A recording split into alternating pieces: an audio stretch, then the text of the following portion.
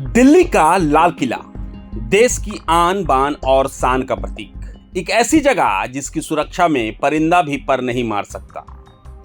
24 घंटे सातों दिन कड़े पहरे में रहने वाला हमारा राष्ट्रीय स्मारक। लेकिन क्या हो जब इसी 24 घंटे पहरे वाली जगह से दिन दहाड़े 1 करोड़ का सोने का कलश चोरी हो जाए। जी हां, आपने सही सुना। देश की सबसे सुरक्षित इमारतों में से एक लाल किले से हुई है अब तक की सबसे बड़ी दुस्साहसिक चोरी। यह कोई मामूली कलश नहीं था। 760 ग्राम सोने से बना, हीरे, पन्ने और माणिक्य जैसे बेशकीमती रत्नों से जड़ा हुआ।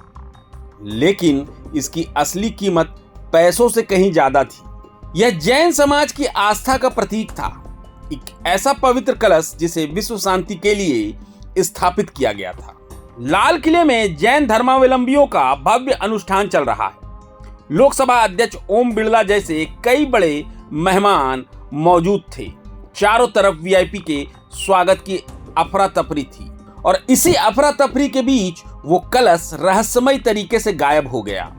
किसी को कानों कान खबर नहीं लगी। जब खोजबीन शुरू हुई तो कलश का कोई अता पता नहीं था। लेकिन जब सीसीटीवी फुटेज खंगाले गए तो पूरी कहानी सामने आ गई।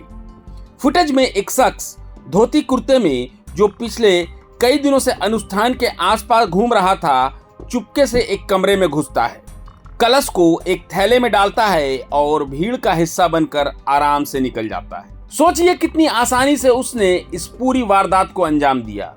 यह चोर इतना शातिर था कि उसने भीड़ और अफरा तफरी को भी अपना सबसे बड़ा हथियार बना लिया। इस कलश को पूजा के लिए लाने वाले कारोबारी सुधीर जैन का कहना है कि यह सिर्फ चोरी नहीं बल्कि उनकी धार्मिक भावनाओं पर गहरा आघात है। जैन परंपराओं में कलश को शुभता और शक्ति का प्रतीक माना जाता है और इस घटना ने पूरे समाज को झकझोर कर रख दिया है। फिलहाल दिल्ली पुलिस ने कारोबारी सुधीर जैन की शिकायत पर मामला दर्ज कर लिया है। उनका कहना है कि संदिग्ध की पहचान हो चुकी है और टीमें उसकी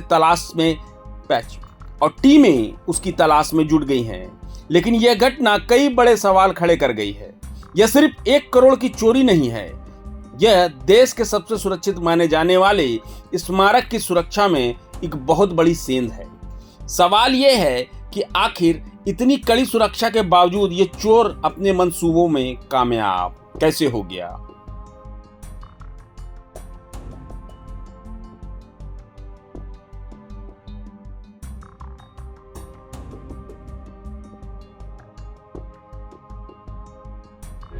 प्रभातखबर.com, विश्वास वही, रफ्तार नहीं।